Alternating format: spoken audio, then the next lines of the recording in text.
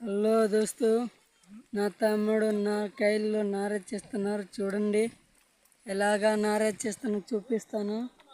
అదే చేతిలో చూసారా నా తమ్ముడు